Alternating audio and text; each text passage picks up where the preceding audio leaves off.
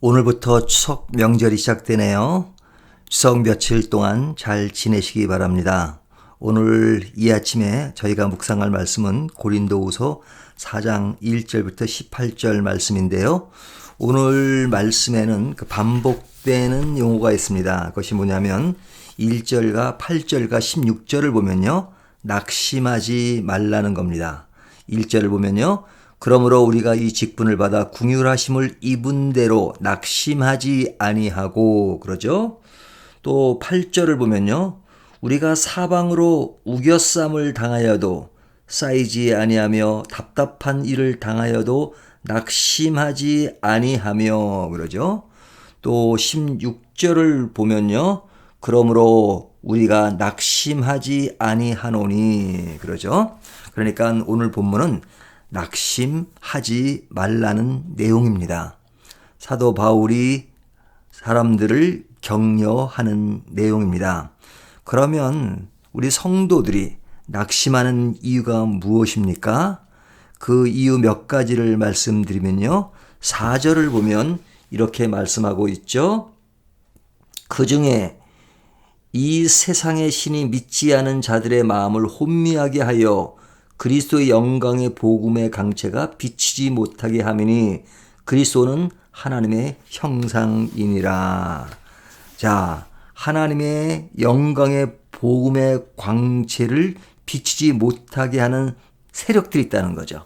그러니까 하나님의 복음을 가로막는 그런 세력들에 의해서 복음이 막히는 것 같은 그런 느낌을 받을 때 우리가 복음은 하나님이 우리에게 주어진 사명이며 소명인데 그런 것들을 가로막는 세력들이 있을 때 그럴 때 참 낙심하게 되죠. 또한 8절과 9절을 보게 되면요. 우리가 사방으로 우겨쌈을 당하여도 쌓이지 아니하며 답답한 일을 당하여도 낙심하지 아니하며 박해를 당해도 버림받지 아니하며 여기 아니하며 그런 말이 나오니까 마치 성도는 낙심이 없는 것처럼 생각될 수 있지만 여기 그렇게 당해도 뭐뭐하지 아니하며 그런 말이니까요. 박해도 받고 그 다음에 우겨쌈을 당하고 그 다음에 답답한 일을 만나고 거꾸로 트림을 당하고 하는 일들이 우리에게 늘 있다는 거죠. 그러니까 이와 같이 믿음의 길을 가려고 할 때 그것을 반대하는 세력들이 있고 그것을 핍박하고 박해하고 그 진심을 알아주지 않는 정도가 아니라 아주 노골적으로 도전하고 힘을 가하는 그런 일들이 있단 말이죠. 그랬을 때 성도는 낙심하게 되죠. 자, 이런 세월이 가면서 인간은 점점 쇠약해집니다. 나약해지는 저희가 세월을 보내면서 내 나이가 벌써 이렇게 됐네. 이제 손과 발 또 움직이는 것 또 기억하는 것 이런 것들이 점점 둔해지면 어떤 인간의 시간을 느끼잖아요. 그것처럼 여기 보면 16절 그러므로 우리가 낙심하지 아니하노니 우리의 겉사람은 낡아지나 우리의 속사람은 날로 새로워지도다. 여기 우리의 겉사람은 자꾸만 낡아진다 하는 말을 하고 있잖아요. 그랬을 때 낡아지는 인간의 모습과 그 다음에 진실을 가지고 바른 복음을 가지고 살아감에도 불구하고 여전히 사람들에게 해코지를 당하고 그 다음에 이 복음이 자꾸만 가려지고 하는 그런 상황들을 경험할 때 낙심하게 되죠. 이것이 고독입니다. 근데 이런 고독은 지금 우리가 어디서 지금 배우고 있습니까? 우리가 생활 속에서 느끼고 있지만 이 느끼는 이 말씀을 오늘 고린도 후서에서 지금 보고 있잖아요. 고린도 후서는 누가 기록한 것입니까?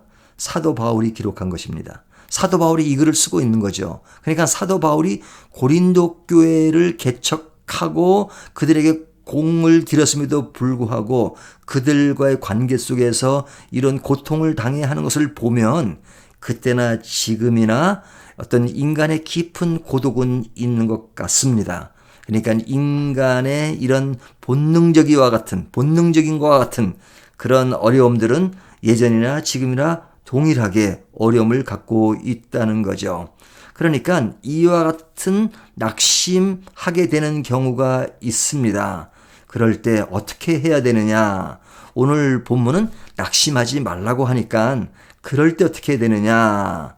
그것은 우리가 너무 원론적인 얘기 같지만 사실은 그 원론적인 얘기가 답입니다. 첫째는 성도는 하나님의 말씀으로 늘 무장해야 합니다.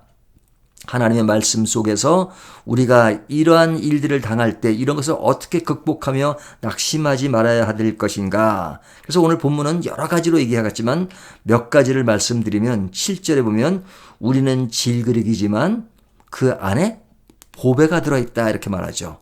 자, 우리 안에 있는 보배, 질그릇은 굉장히 연약하잖아요.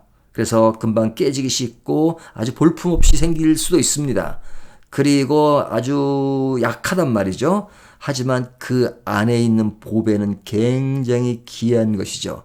질그릇보다 가치 있는 것은 보배죠. 질그릇의 가치는 그 안에 보배가 있기 때문에 가치가 있는 것입니다. 그러니까 예수 그리스도께서 우리 생명 안에 계시다는 것, 이것이 우리의 존재 가치입니다.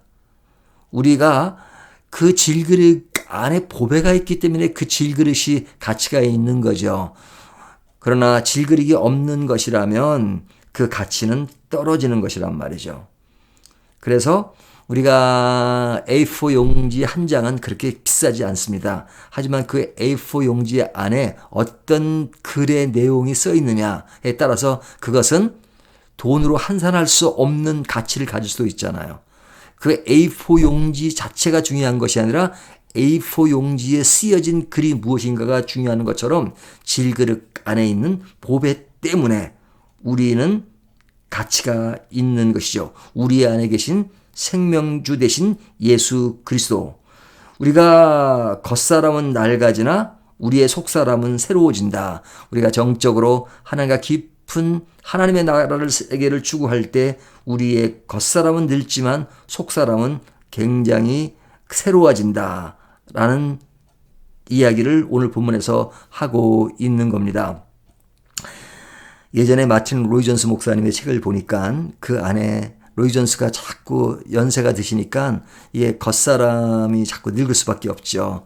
하지만 그 늙은 모습을 보고 안타까워하는 그 아내에게 로이드 존스 목사님은 내가 지금 겉사람이 늙어서 움직이는 것이 둔해지고 기억력도 둔해지만 여보 내 안에 있는 마음 속사람은 더욱더 밝아지고 새로워지고 있습니다. 라고 말했다는 그런 글을 본 적이 있습니다. 우리의 세계가 시간이 갈수록 나약해지지만 그러나 우리의 속사람은 더욱더 새로워지기를 바랍니다. 마지막을 보면 17절 18절에 환난은 잠시고 영원한 것은 아니다 라는 말을 하죠. 보이는 것은 잠깐이요 보이지 않는 것은 영원하다. 그렇다면 우리의 세계는 보이지 않는 세계를 추구하는 것입니다. 하나님의 나라, 하나님의 세계. 그 세계에서 보이는 세상을 보면 그 세상이 커 보이지 않죠. 하지만 보이지 않는 세상을 아는 자는 보이는 세상을 작게 보지만 반대가 되는 경우 보이지 않는 세상을 바라보지 못하면 이 세상이 너무 커 보이고 그래서 눌리고 그리고 낙심할 수밖에 없는 거지요. 그러니까 오늘 본문은 이렇게 말합니다. 보이는 것은 잠깐이요.